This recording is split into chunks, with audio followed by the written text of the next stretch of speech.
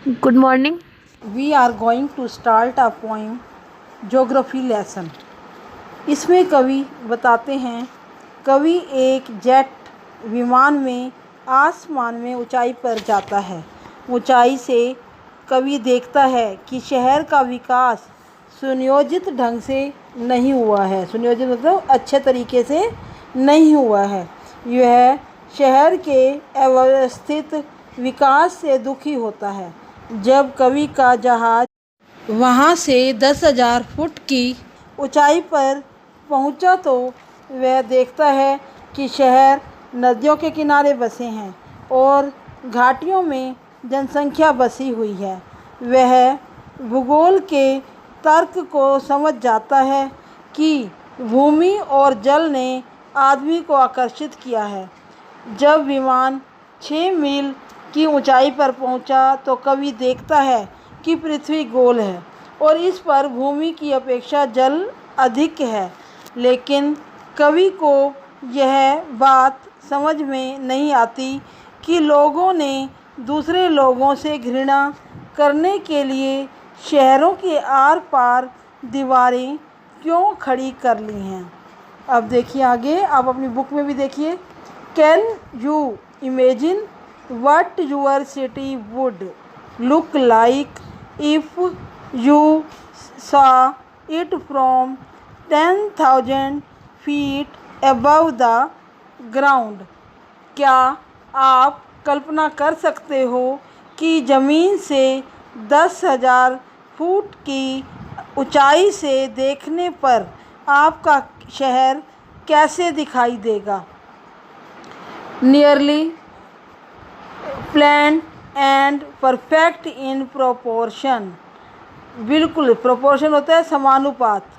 Like आ geometric design, geometric होता है ज्यामितीय, मतलब सही तरह से डिजाइन तैयार किया हुआ। एकदम से कैसे दिखाई देगा, सुनियोजित और एक ज्यामितीय रचना की तरह पूर्णतया समानुपात में।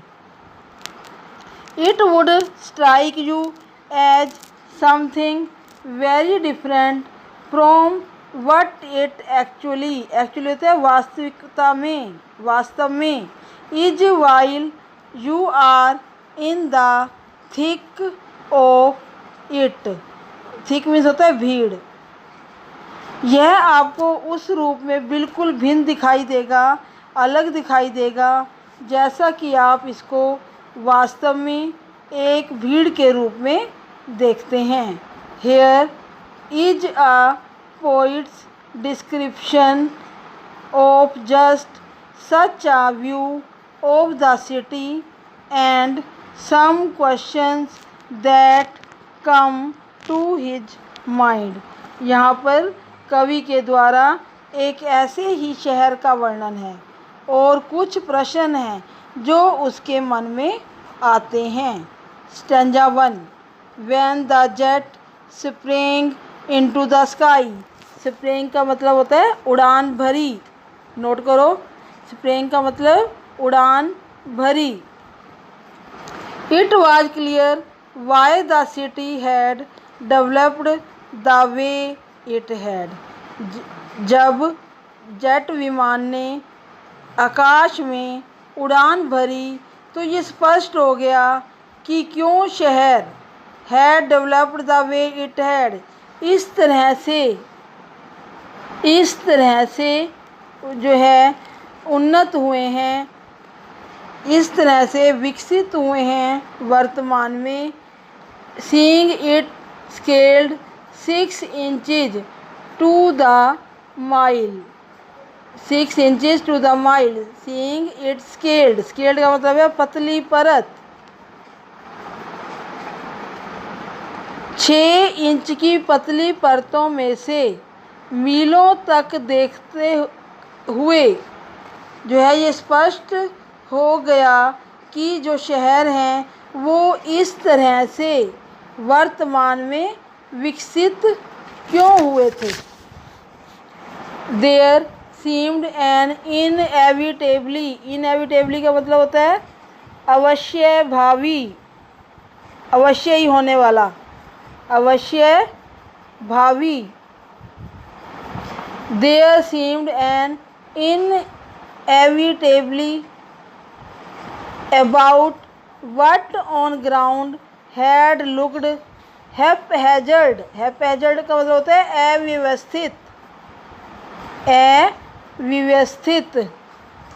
जब जेट विमान ने आसमान में उड़ान भरी तो भूमि पर अव्यवस्थित और अनियोजित और शैली विहीन, स्टाइल होता है शैली विहीन दृश्य दिखा।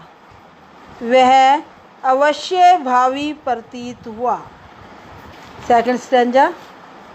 When the jet reached 10,000 feet, जब जेट 10,000 फीट पर पहुंचा, इट वाज क्लियर, तो ये स्पष्ट हो गया, वाई द कंट्री की क्यों देशों में हेड सिटीज शहर हैं, कि देशों में शहर क्यों हैं, where the rivers ran and why the valleys were populated. Valleys होता है घाटियाँ, पॉपुलेटेड होता है जनसंख्या का होना, जनसंख्या। पॉपुलेटेड मीन्स होता है जनसंख्या का होना, जनसंख्या का बसे होना।